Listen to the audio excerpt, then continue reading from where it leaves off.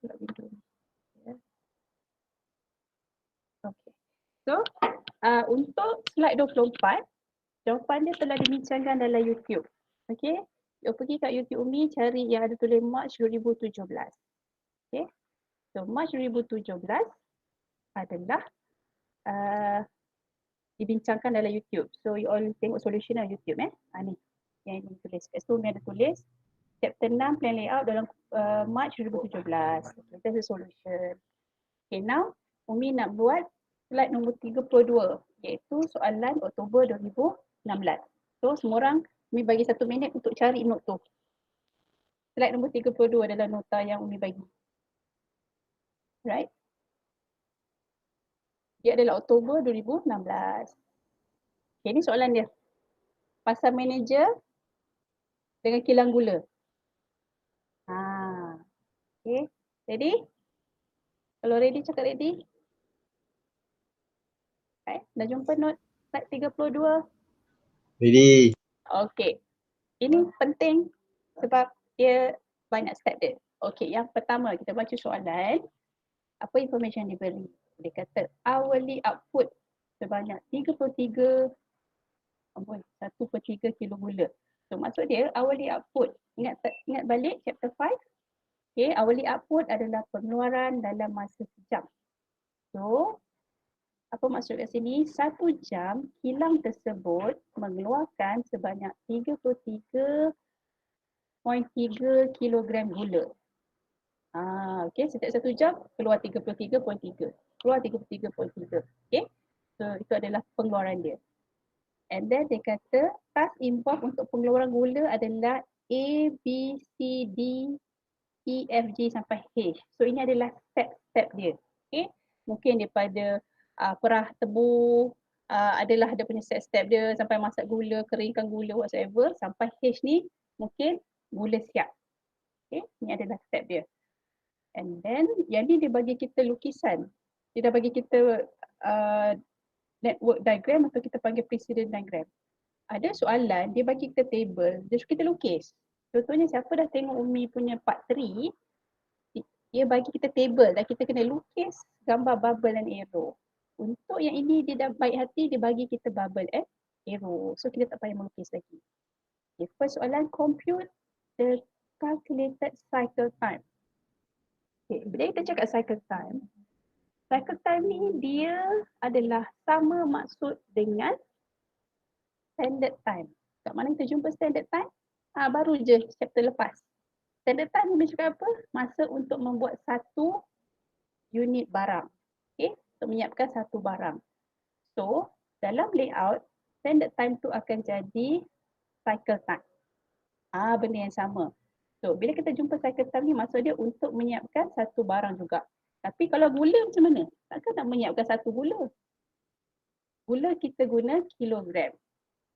So, kalau dia minta cycle time kat sini, maksud dia masa untuk menyiapkan 1 kilo gula. Berapakah? Okay. So, kita akan cari untuk menyiapkan gula tersebut. Sebab dia dah bagi kita hourly output. Sebab yang ni dia bagi 1 jam menghasilkan 33 kilo gula. So, 1 kilo gula berapa masa? Boleh cari tak? Boleh. Okay. And then, minimum number of workstation. Okay. Siapa belum tengok video, dia tak tahu workstation ni apa. Workstation ni adalah kumpulan yang kita akan grupkan task-task berikut. Okay, kita ada banyak task ni sampai H. So, workstation ni akan kita jadikan task-task ni dalam beberapa workstation. Okay. So, satu workstation mungkin ada satu atau lebih task. Dan semua task kena duduk dalam workstation masing-masing. Tak ada task yang tertinggal. Okay. And kita kena assign the task ikut syarat greatest positional rules. Soalan 2 minta apa? Soalan 2 minta sila kumpulkan task-task ini dalam workstation masing-masing menggunakan syarat greatest positional weight iaitu kepala. Siapa dah tengok YouTube dia tahu ada 2 syarat dia. Ekor dan kepala. So kalau greatest positional weight adalah rules kepala. Then T, so kira efficiency, yang ni pakai formula. Cycle time pakai formula, number of workstation pun pakai formula. And Yang D ni dia ada buat changes sikit. So apa jadi? Okay, so kita buat yang A dulu. So compute the calculated cycle time dengan number of workstation dan juga Umi akan buat C ni. Overall efficiency sebab yang tiga-tiga ni boleh guna formula. Okay, formula cycle time adalah production time per hour. Okay. And output per hour. Dia dah bagi kita information tau sebenarnya dekat sini. So maksud dia dalam sejam 33.3 kilogram gula dihasilkan.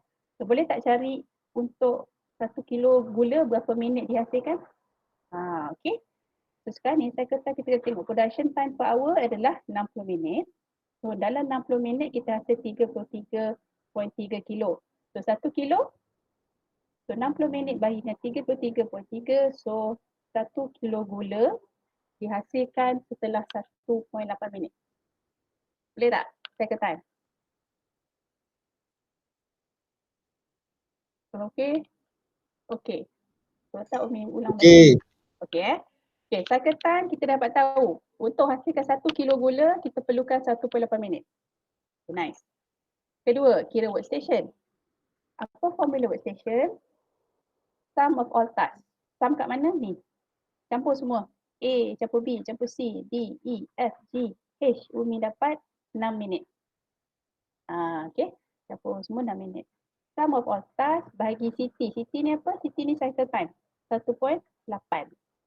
So 6 minit bagi 1.8 Umi dapat 3.33. Okay, workstation ni dia workstation kumpulan mana boleh ada 3.33. So kita kena always round up kan. Walaupun dia 3.1 ataupun dia 3.7 kita kena jadikan 4. Walaupun dia 3.09 pun kita kena jadikan 4. Sebab dia workstation dia kumpulan. Okay, kita guna nombor bulat. Dan always round up.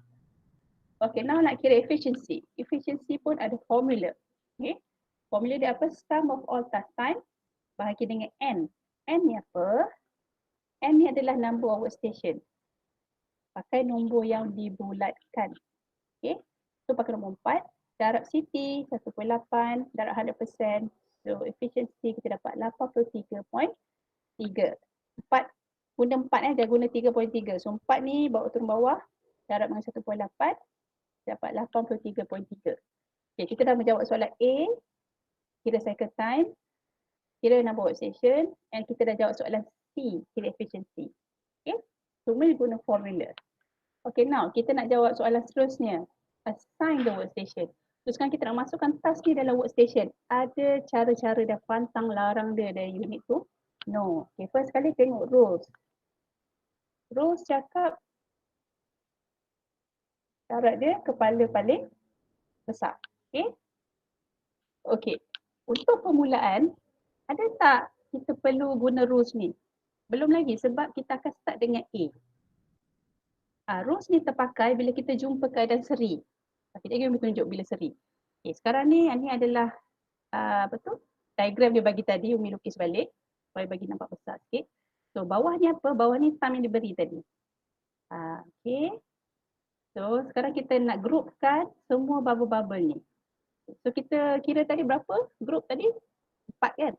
Okay, so kita expect kita agak-agak ada 4 group akan digunakan untuk masukkan task-task ni. Okay, kita kena always start tengok siapa kepala dia first. Yang ni untung sebab dia start dengan satu task. Ada separuh soalan ni start dengan 3 task. Alamak, mana nak start dulu? Bila berlaku start dengan 3 task, then you kena pakai syarat. Kalau start dengan satu task, you tak pakai syarat dulu, you relax dulu. So you akan buat table. Table ni sangat penting sebab table ni yang akan kita bagi markah sebenarnya kat sini . So WS is workstation, CT adalah cycle time, eligible adalah mana task yang boleh, assign adalah task yang dipilih, and then time task time yang untuk yang dipilih dan idle time. Okay, kita buat workstation pertama. Kita buka workstation pertama. So kita akan start dengan cycle time iaitu kita kira tadi 1.8. Okay. So nak tak nak kita kena start dengan A sebab dia punya punca A.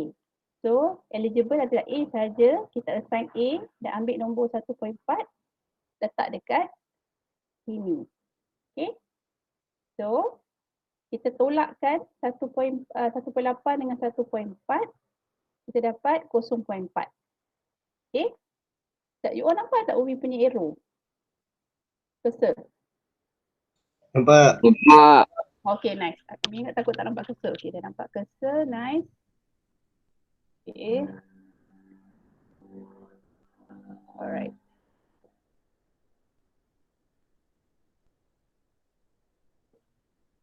Okay.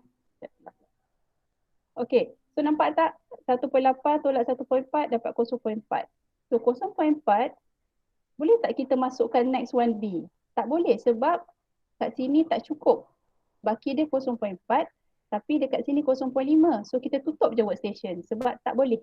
Lagi tak cukup balance ni, jangan nak sumbat lagi workstation. So apa kita buat? Kita tutup workstation dan kita terus pagarkan dia menjadi workstation yang pertama. Okay? So kita ada berapa baki workstation? 3. So next workstation, buka workstation baru. Okay? Asal buka workstation baru, pagar siap-siap nanti you lupa. Asal buka workstation baru, you all kena start dengan cycle time yang fresh. So start balik dengan 1.8. Okay, kali ni eligible mana? Next kita pergi ke B. Boleh pilih C, D, E? Tak boleh. Kita tak boleh langkah. So next one is B. So B, kita pilih B. 0.5 pada sini. Right? And then 1.8 tolak 0.5 dapat 1.3. Okay, so B dah pakai. Kita slash dia. Okay, now. Sekarang ni ada 3 nak kena pilih. Ini terjadi kalau kita nak buat pilihan. So dia kata tadi, syarat tadi apa dia kata? Greatest positional weight. Ni tadi, okay? So, ni patah balik. So, sekarang ni kita dah pakai B. So, C, D, E, macam mana nak pilih? Tadi dia ada cakap, kalau jumpa 3, anda kena guna syarat greatest positional weight ataupun kepala. Syarat kepala. Okay. Macam mana nak buat syarat kepala? Syarat kepala kita start pada ujung ekor dia. So, H 0.5.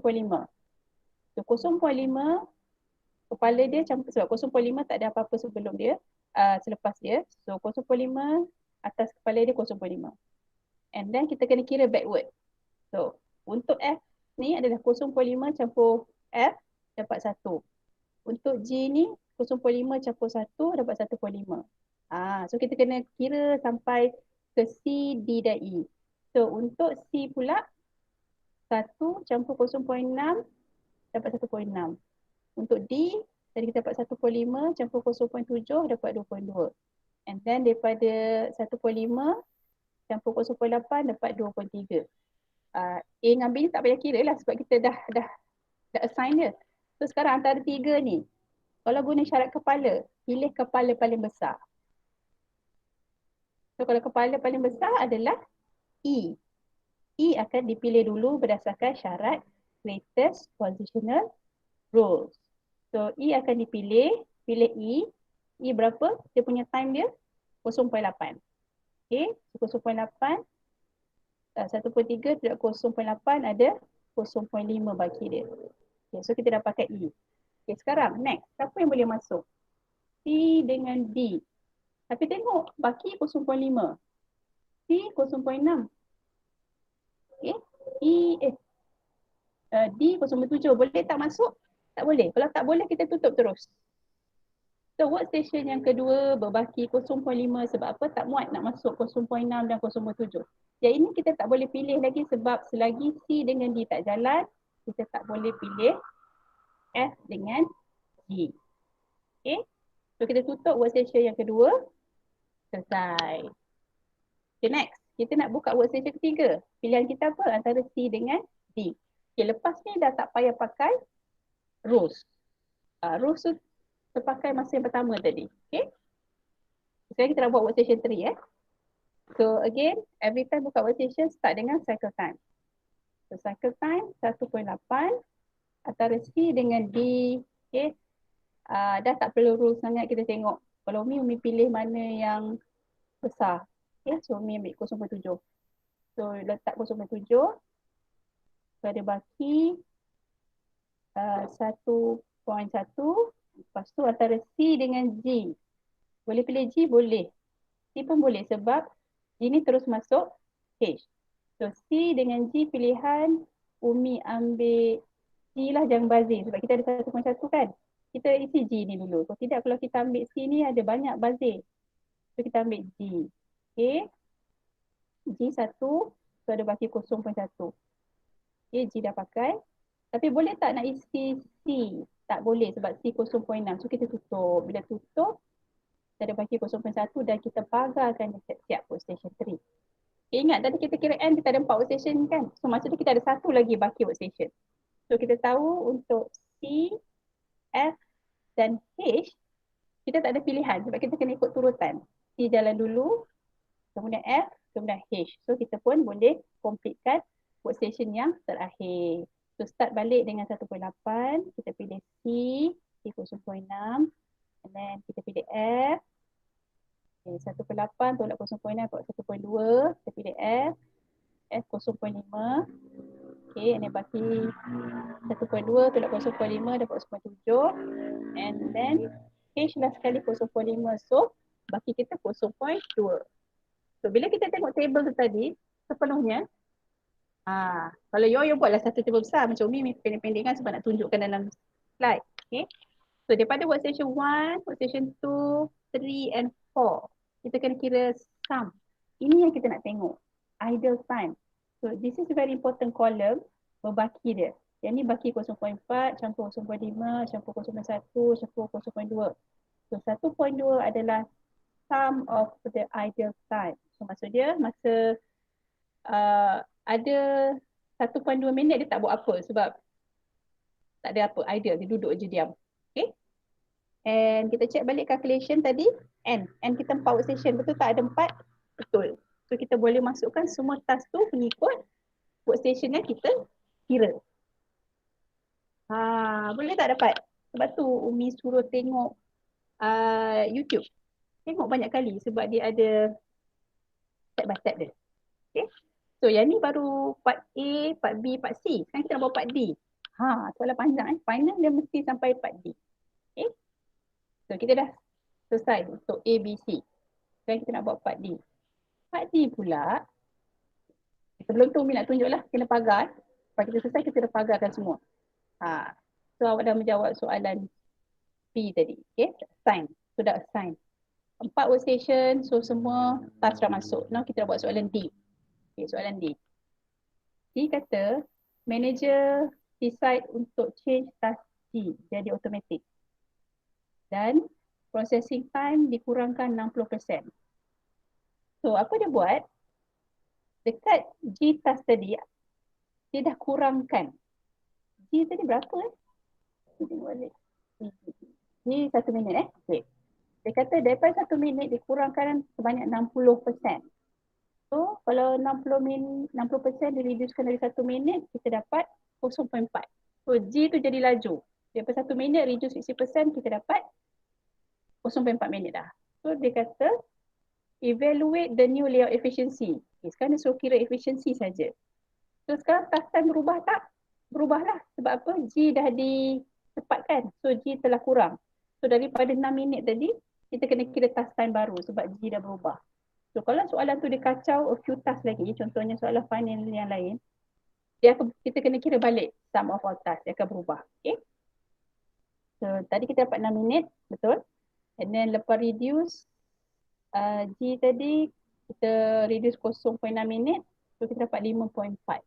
So masuk balik dalam kira number of workstation. Sebab apa kita nak guna masa efficiency. So kira number of workstation, sum of all task time dah berubah.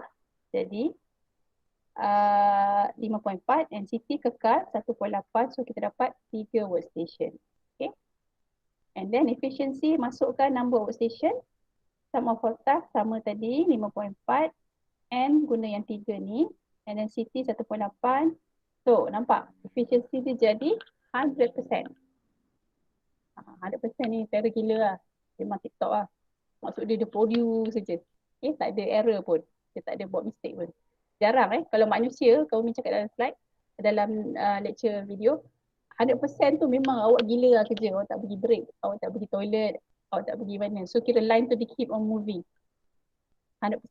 Selalunya line yang guna robot, guna apa tu, machine automation, memang boleh achieve 100%.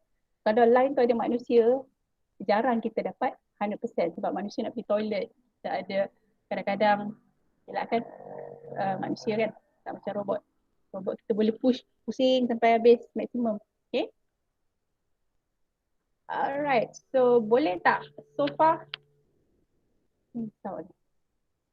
Okay. Okay. Saya baca Umi boleh so itu aja. Boleh. Boleh so kalau Umi bagi soalan, tengoklah kat YouTube. Alright. So I hope you understand. Okay, nanti kalau next class hari Rabu, Umi akan buat soalan slide 37. Boleh. Slide 43 ada dalam YouTube. Boleh. 37 next class. Okay. So untuk hari ni kita buat satu je yang mana ni. So siapa yang tak faham kulat-kulat tadi, sila tengok YouTube. YouTube ada step by step. Siapa dah tengok, thank you so much. And then you know what I mean. Kalau you, sekali nafas memang you tak faham, you will always kata tengok a few time lah sebab dia ada tedious dia. Right?